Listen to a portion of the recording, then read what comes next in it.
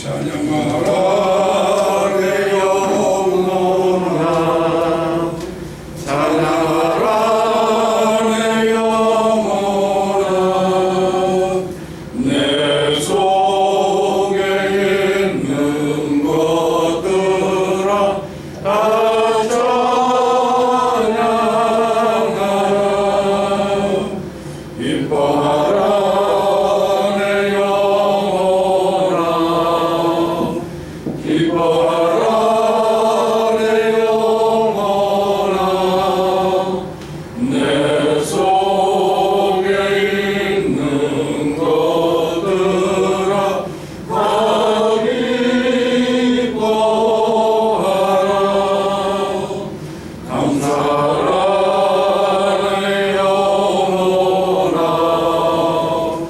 감사하라 내 영혼아. 내 속에 있는 것들아 다 감사하라. 여호와는 홀로 하나님이시여 참영이시오니 여호와여 감사와 찬송과 영광을 받으시옵고 우리에게 은혜와 자비를 베푸시옵소서. 추수감사절 끝이 나고 또 하루를 이제 마무리하고 그러면서 그 감사에 대한 이야기를 함께 나누자. 보통 감사하게 되면은 우리에게 주어진 환경과 조건, 풍성한 이 가운데서 우리가 감사를 찾게 되는데, 바울 사도는 사람에 대한 감사가 상당히 많았습니다. 정말 뜻밖의 감사예요.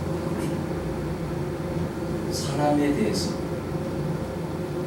감사하는 마음, 이 마음을 바울 사도가 가졌을 때 과연 그것은 어떠한 감사였을까? 또 왜 사람에게 감사한다고 했을까? 이것을 우리가 생각해 보자. 바울 서신에는 사람에 대한 감사의 고백이 넘치고 있습니다. 저는 이 고백이 특히 사회에 생활하는 젊은들, 또 교회 생활하는 여러분들, 제일 부딪히는 부분은 뭐냐면 사람에 대한, 바울 사도는 이 부분에서 상당히 심도 있는 고백을 하고 있습니다. 그가 에베소 교회 교인들에게 이렇게 얘기했습니다. 너희로 인하여 감사하기를 마지 아니하고, 너희로 인하여 감사하라. 에베소 교회 교인들을 볼 때 너희들이 참 감사하다, 그런 고백을 했습니다. 그리고 빌립보서에도 나는 여러분을 생각할 때마다 나의 하나님께 감사합니다. 왜 바울은 이렇게 사람에 대한 감사를 하고 있을까요? 바울의 선교와 관련이 있습니다. 그의 사역은 어느 한 곳에서 이루어진 것이 아니라 여러 지역을 다니면서 복음을 증거하는 그런 소명을 받았습니다. 그래서 사람들을 만나고 복음을 전하는 가운데 그가 발견한 것이 있습니다. 사람이 소중하다는 것입니다.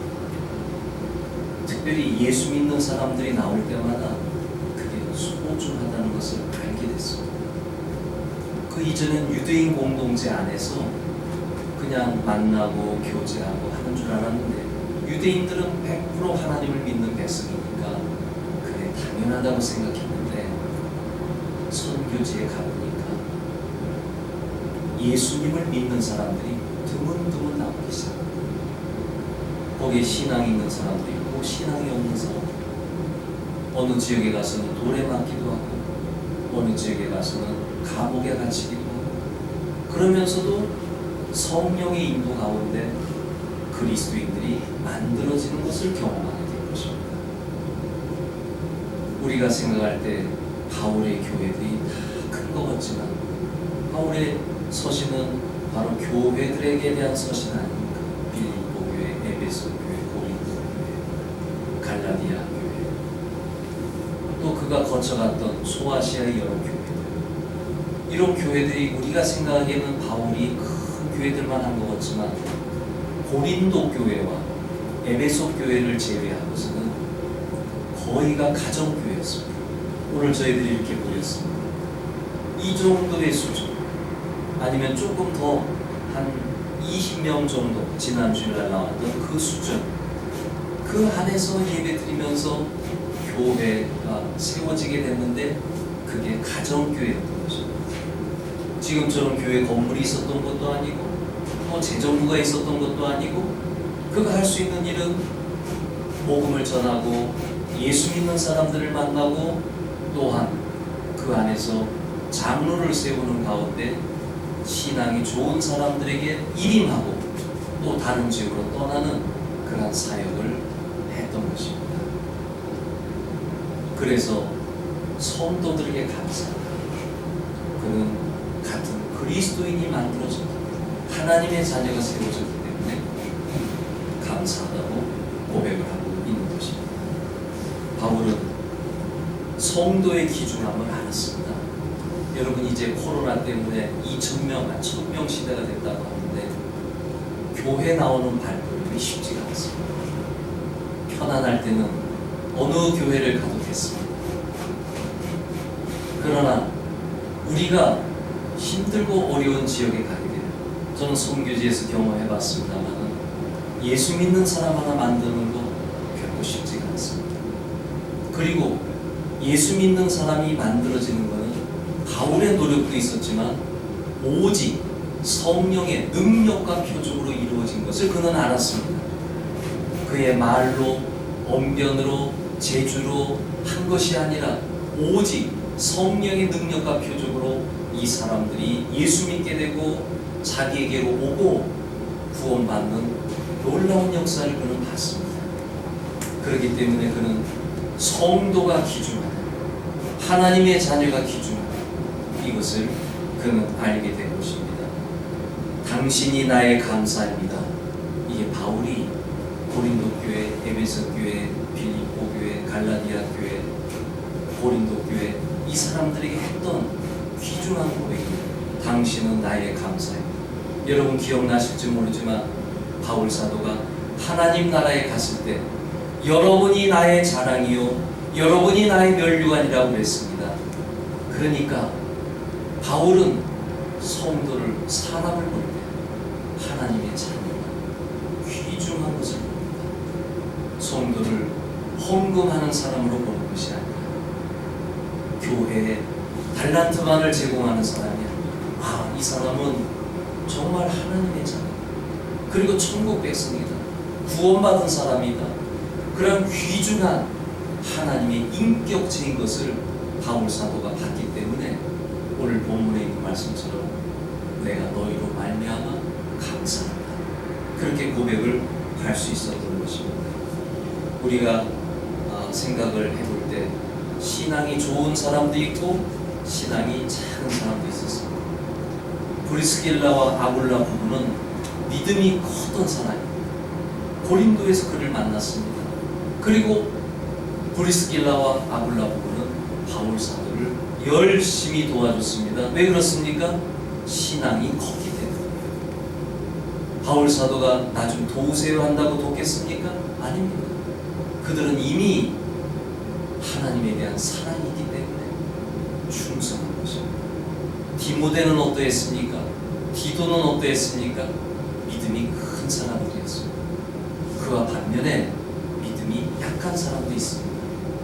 바울은 이 사람이 믿음이 크고 작고를 떠나서 하나님의 자녀가 된 것 그 자체에 감사하고 있는 것입니다. 사람에 대한 감사, 이것은 매우 중요한 것입니다. 교회는 어떨까요? 칭찬 듣는 교회 교인들만 감사하다고 했을까요? 그렇지 않습니다. 여러분, 바울 서신에서 가장 문제가 많은 교회가 고린도 교회인 거 아시죠? 한두 문제가 아닙니다. 5 손가락도 아닙니다. 10 손가락도 아닙니다. 20손가락 꼽을 정도로 그들은 문제에 상상할 수 없는 일들이 일어났습니다. 그런 교회를 향해서도 바울사도는 내가 너희로 인하여 감사하다 그렇게 얘기하고 있습니다. 오늘 본문의 데살로니가 교회는 어떠했을까요? 이 교회도 만족스러운 교회는 아니었습니다. 극단적인 종말론이 들어왔기 때문에 교회 안에 문제가 많았습니다. 서로 싸우고 서로 비난하고 그런 일이 있었지만 오늘 본문 2절을 보시기 바랍니다. 데살로니가전서 1장 2절에 보면 우리가 너희 모두로 말미암아 항상 하나님께 감사하며 누구로 감사하다 그랬습니까? 너희 모두로 말미암아 어느 개인이 아니고 모두로 말미암아 데살로니가 교회에 있는 모든 성도로 인하여 나는 하나님께 감사하다 그렇게 했습니다. 그리고 그들을 향해서 기도한다고 그랬습니다. 이렇게 데살로니가 교회 성도들에게도 감사하는 마음을 가지고 있습니다. 과거에 유럽에서 있었던 일인데요. 교회가 세속화되고 그리고 성도들이 신앙에서 떠나고 온통 유럽 전체가 아주 신앙에서 떨어질 때가 있었습니다. 그때 사람들이 어디로 갔냐면은 영혼을 돌보기 위해서 수도원으로 들어가곤 했습니다. 그런 특별한 케이스죠. 자기 영혼을 구원하기 위한 특별한 케이스로서 그런 열정 가운데 유럽에서는 그러한 일들이 일어났습니다. 과연 우리 한국 그리스도인들 가운데 세상이 세속화됨으로 말미암아 교회가 세속화됨으로 말미암아 내 신앙을 지키기 위해서 수도로 들어갈 수 있어요. 저는 예수님의 말씀 가운데 종말이 왔을 때 뒤를 돌아보지 말고 산으로 가라는 말씀이 지금도 사실은 이해가 안 됩니다. 그냥 산으로 도망가. 뒤돌아보지 말고 산으로 도망가. 이거를 중세시대의 수도원과 비교해보면 자, 세상을 다 포기하고 어차피 세상 안에 있으면 이래도 멸망 저래도 멸망이니까 그냥 수도원에 들어가서 거기서 하나님만 바라보고 살아라. 그렇게도 한번 해석을 해볼 수가 있는 겁니다. 그 유럽의 그 시대를 비교해보면 그 시대와 더 거슬러 올라가 보면은 동방 종교회가 있는데 이집트라든가 시리아라든가 이런 지역에 수도자들이 생겨났습니다. 그건 수도원이 아닙니다. 말 그대로 내 영혼을 하나님과 더 가까이 누리기 위해서 광야로 들어갔던 사람들이 생겨났습니다. 특별한 일이죠. 정말 그 사람들의 영적인 상태는 특별한 사람들입니다. 어떻게 그렇게 할 수 있을까? 근데 그런 사람들이 생겨납니다. 그 이유도 내가 세상에 있으면 내 영혼이 구원받지 못하고 세속에 물들어져 멸망당할까봐 그런 결정들을 한 겁니다. 주님을 더 닮고 싶은 마음 속에서 갔는데 자, 처음에는 혼자 들어가가지고 하나님께 기도하며 예배하며 묵상하며 살았습니다. 근데 이분이 수도자들이 영적으로 뛰어나다는 소문이 방방곡곡에 퍼지기 시작합니다. 그러면서 사람들이 그의 뒤를 따라오는 사람들이 생겨나게 됐습니다. 그 결과 작은 공동체가 만들어진 겁니다. 그 유럽의 수도원 생각하지 마시고 광야에 하나의 움막집에서 부엌도 있고 그리고 여러 공간이 있는 가운데 그냥 공동체들이 생겨나게 돼요. 하나도 아니고 두 개도 아니고 세 개도 아니고 그러나 훌륭한 그리스도인의 모범을 따라 그 뒤로 따라오는 사람들이 생겨난 공동체들이 있어서 제가 말씀드리는 것은 이로 말미암아 생긴 문제가 있습니다. 혼자 수도자 생활할 때는 자유로웠습니다. 하나님께 기도했습니다. 근데 두 사람이 되고 세 사람이 되고 10사람이 되었을 때 어떤 문제가 생겨나냐면 사람과의 관계가 문제가 생겨요. 저는 제 아들이 취업을 해서 큰아들은 벌써 한 5년 됐고 둘째 아들은 이제 2년 차 들어가게 됐는데 사회생활이 그렇게 힘든 줄 몰랐습니다, 저는. 근데 얘기를 들어보니까 팀장과의 관계, 그룹장과의 관계, 그리고 파트장과의 관계, 또 팀원들과의 관계, 이게 보통 일이 아니더라고요. 어떤 성과를 내는데 죽으라고 성과를 내면 윗사람 그냥 가져가서 먹어버리고, 그리고 일을 시키는데 비인격적인 게 많더라고요. 사람들 있는 데서 욕도 하고요. 그리고 직장 생활을 저는 생각할 때 해보지 않았습니까? 아침에 출근하면 저녁에 한 6시, 7시면 퇴근하는 그런 패턴인 줄 알았는데, 아침에 출근하면 저녁 9시, 저녁 10시, 심지어는 12시까지 그 업무를 감당하고 가야 돼요. 그게 나는 걱정인 거예요. 저거 건강은 망가지는 거예요. 제가 옛날에 한 몇 년 전에 부잣집 아들이 회사를 들어갔는데, 회사 더럽다고, 치사하다고, 때려치우겠다고, 그러니까 부모님이 돈이 있으니까 그래 그만둬, 너 하고 싶은 거 해, 그랬다는 얘기를 들었을 때 제가 그 부모를 욕을 했습니다. 그런데 요즘에 보면은 돈만 있으면 때려쳐라고 얘기할 수 있는 마음이 들어요. 그만큼 사람과의 관계가 이게 엄청난 거예요. 대학교에서 공부할 때는 그냥 공부하면 됐고, 책 읽으면 됐고, 혼자 연구하면 됐는데, 이게 직장에 들어가니까 거기 수없이 많은 사람들이 부딪히고 감정의 문제 생기고, 이런 문제로 인해서 고민하는 것을 보면서, 야, 사람과의 관계가 참 어렵구나. 남자들은 군대에 갔을 때 조직 문화를 배워요.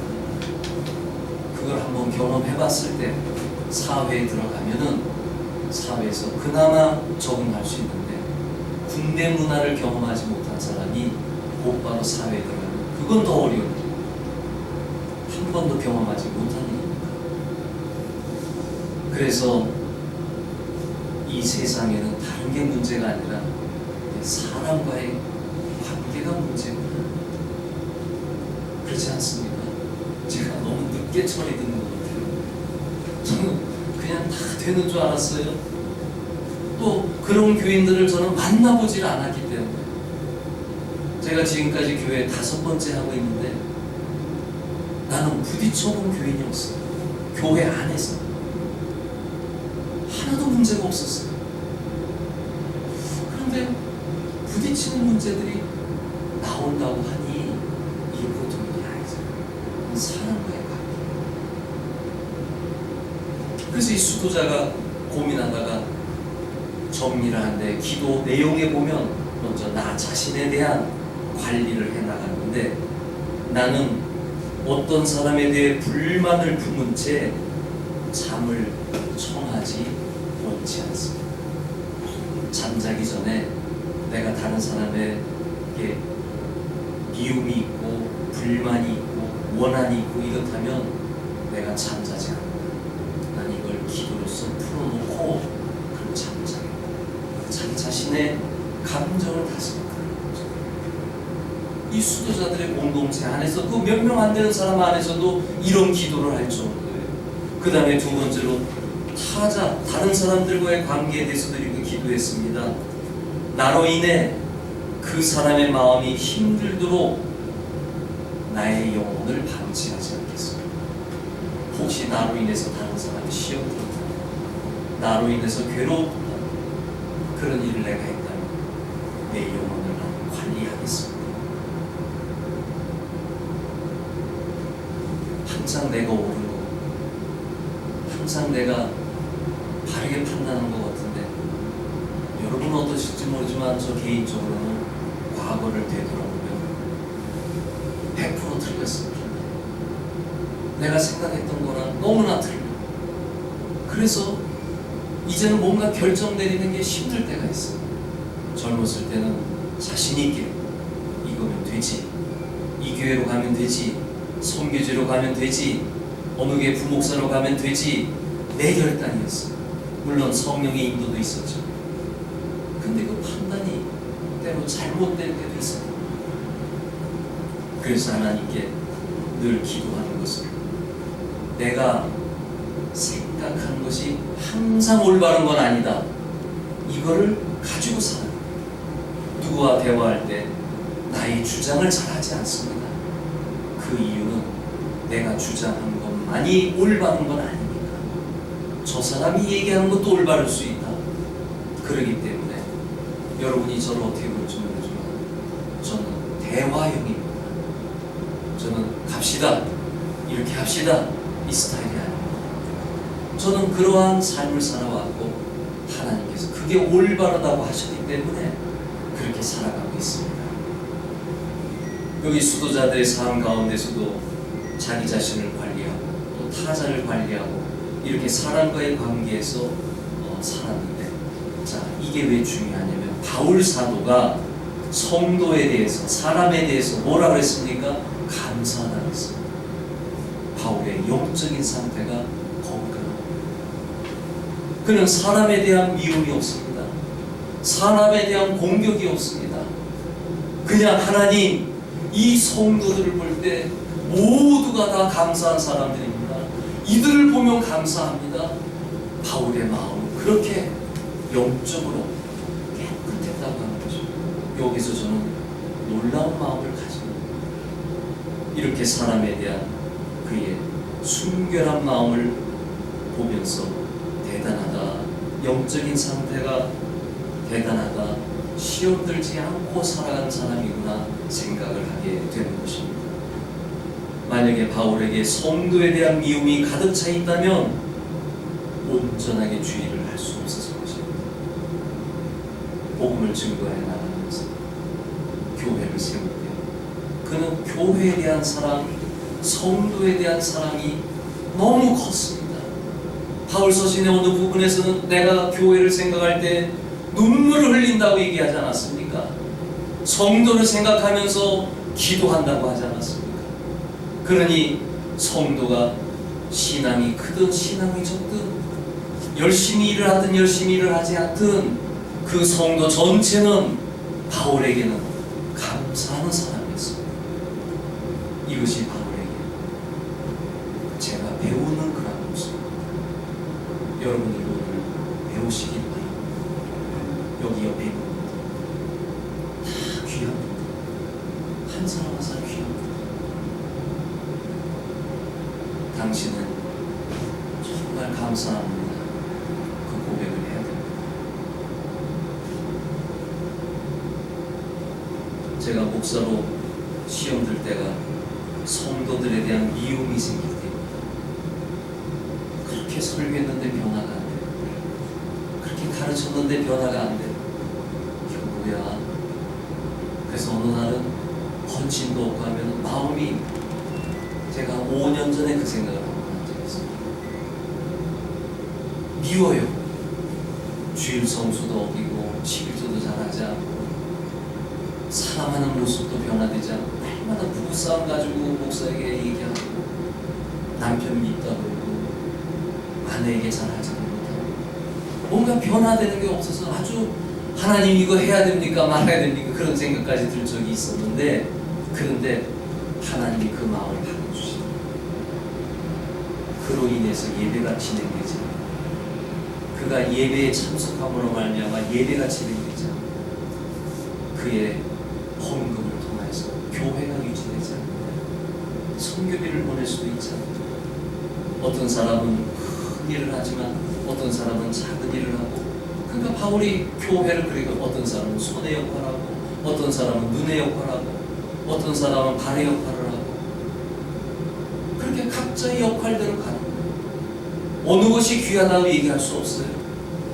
다 귀한 거예요. 쓸데없다고 얘기할 수가 없는 거예요. 그래서 바울의 교회로는 지체로서의 교회는 아닙니까? 몸의 지체로서 예수님은 머리가 되시고 성도들은 지체가 돼서 손, 발, 움직임의 역할을 통해서 교회를 세워나간다. 그렇게 얘기하고 있었던 것입니다. 그래서 기도하는 가운데 성도들이 모두 귀하고 그걸 깨닫고 그러니까 마음이 좋아지는 거예요. 성도들을 볼 때 마음이 넓어지는 거예요. 미운 감정이 들어가면 아무것도 할 수 없는 것을 경험을 했습니다. 성도들이 믿음 안에 있는데 모든 것이 귀하다. 이것이 매우 중요한 요소입니다. 저와 여러분들이 항상 귀한 사람인 것을 생각하면서 살아가시길 바랍니다. 자, 그러면 교회는 결국 사람들이 모이는 곳인데 이 교회 안에 우리가 지난 토요일날 대화 나눈 얘기가 바로 오늘 본문 그리고 이제 이 얘기랑 연결이 됩니다. 기도하면서 하나님께 기도하면서 사람들이 모이는 곳인데 이 교회 안에 악인도 있고 선인도 있다면 그걸 어떻게 하게 되냐. 이 부분에서 바울 사도의 말씀과 예수님의 말씀이 생각났습니다. 첫째로 바울 사도는 교회 안에 사람들을 볼 때 어떻게 만나냐. 이 교회 안에 악인이 있고 그리고 선한 사람이 있습니다. 그러면서 전제 조건이 있습니다. 교회 안에서는 성도들의 신앙을 판단해야 된다 그랬습니다. 그 사람이 윤리적인 문제 판단해야 된다 그랬습니다. 고린도서에 보면 어마어마한 문제들이 많습니다. 성 문제까지 나오고요. 어마어마한 문제들이 많습니다. 그 부분은 여러분 교회 안에서는 어떻게 해야 돼요? 판단해야 된다. 그 반면에 교회 밖에서는 어떻게 되느냐? 판단하지 말라는 거예요. 그 사람들은 어차피 세상 사람들이니까 그들 나름대로 살아가는 사람들이니까 또 그들에게 복음을 전해야 되는 거니까 그래서 그들을 판단하지 말고 다가가라 한 거예요. 만약에 내가 세상 사람들을 정죄하고 세상 사람들의 악함을 얘기하고 그러면 다가갈 수가 없는 겁니다.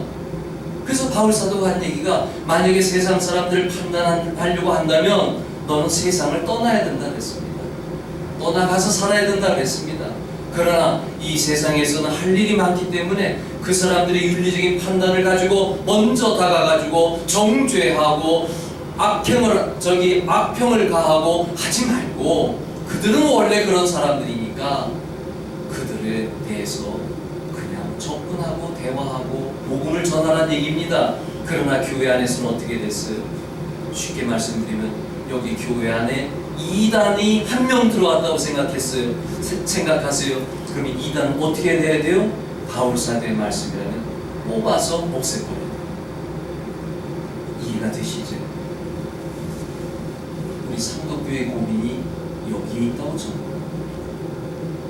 감자가 한 박스 있어요. 썩은 감자가 하나 있어요. 바울 사도에 의하면 그거 빼서 버리라니 그거 그대로 놔뒀다가는 다 썩게 한다. 제가 기도하면서 토요일날 여러분들의 의견이 저는 저들을 경험하지 않았으니까 제 마음은 그랬어요. 교회 안에서 목사가 잘 교육시키면 변화되겠지. 그건 목사의 변함없는 생각이에요. 그래서 감독의 그런 이야기를 들었을 때 그럼 한번 해볼까라는 생각을 했던 거예요. 그리고 여러분의 의견을 들어봤던 거예요. 그런데 바울 사도의 이 말씀이 떠오르는 순간 썩은 감자는 있으면 안 돼요. 그거 분명하더라고요. 그래서 여러분들의 고민이 여기에 있는 것을 저는 알게 됐습니다. 같이 갈 수 없는 것, 같이 갈 수 없는 것. 저는 어느 차원으로 생각하면 이제 예수님의 말씀으로 가겠습니다. 예수님께서는 가라지 비유를 했습니다. 알곡과 가라지.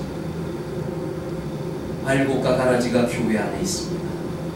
그럴 때 예수님은 가라지를 뽑을까 할 때 뽑지 말라고 했습니다.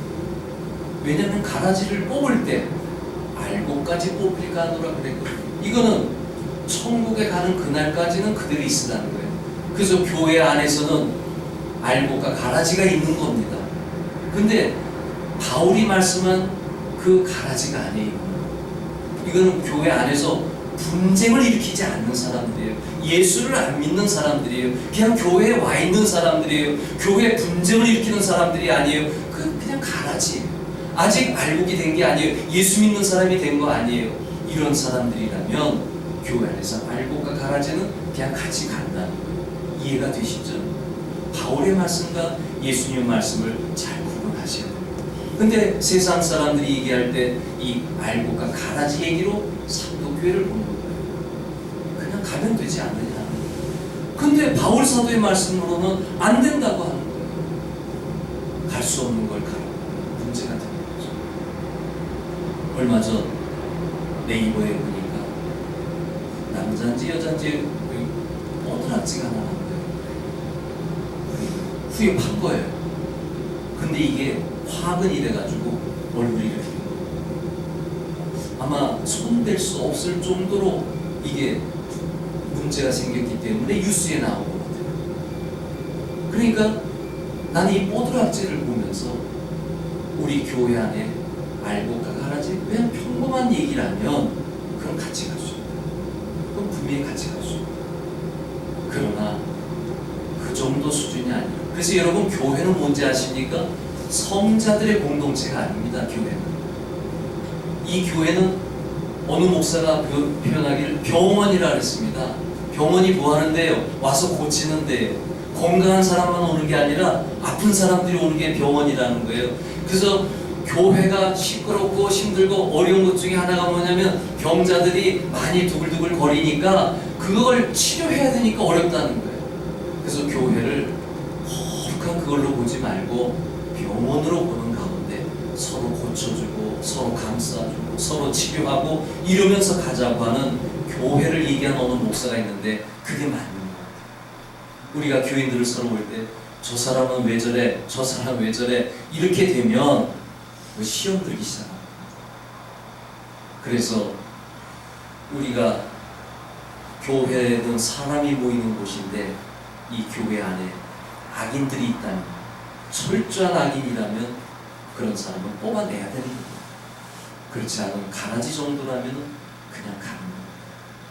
그래서 이 두 가지가 정리가 되는 가운데 사랑하는 성도 여러분, 악인이라면 아니지만 가라지만 어떻게 해요? 가라지라면 바울 사도는 바울 서신 끝에 악인에 대한 얘기를 했어요. 상대하지 말아라, 멀리해라, 접근하지 말아라, 교회에서 쫓아내라 이렇게까지 했거든요. 그건 악인에 대한 얘기예요. 무슨 얘기인지 아시겠죠? 오늘 두 가지를 잘 구분하셔야 됩니다.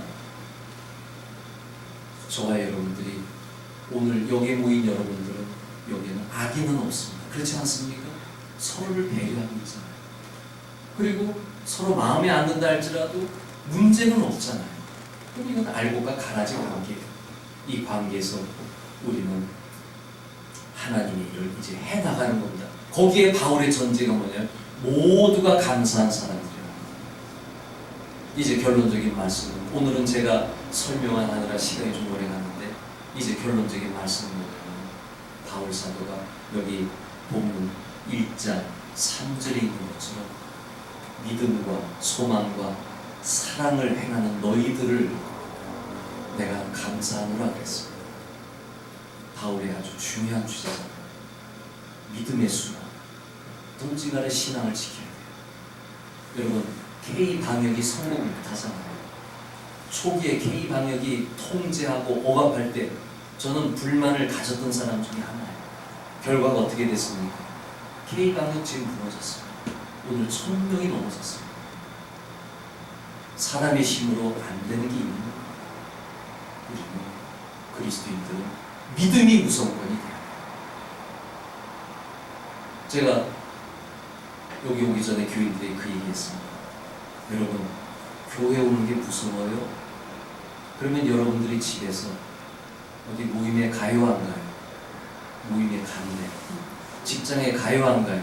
간대요. 근데 왜 교회 오는 걸 무서워해요? 똑같은 거예요. 식당 가는 거나 직장 가는 거나 모임에 가는 거나 여기 오는 거나 똑같아요. 왜 여기는 무서워해요? 여기는 왜 이렇게 무서워해요? 초기에 뉴스가 그렇게 만들어놨어요. 교회 가면 큰일 나는 거죠. 그렇게 만들어놨어요. 코로나 사회적 거리두기 하지 말라는 게 아니라 우리가 그리스도인이라면 믿음을 지켜야 된다. 이 믿음을 소중하게 여겨야 된다는 거예요. 그 다음에 사랑의 수고, 교회 안에서 성도들의 사랑, 또 부모님에 대한 사랑, 형제들에 대한 사랑, 이 사랑을 또 뛰어넘어서 세상 바깥에 있는 사람들을 돌봐주는 사람.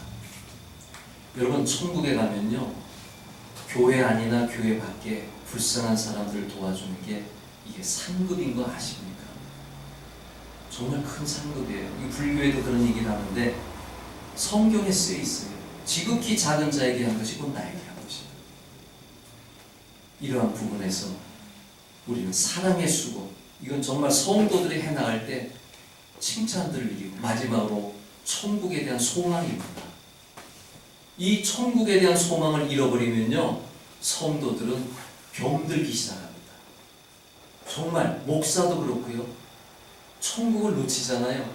여러분, 왜 예수 믿고 왜 교회 나오고 왜 그리스도인이 됐어요? 나는 천국 때문에 예수 믿어요. 나는 그 나라를 알기 때문에 예수 믿어요.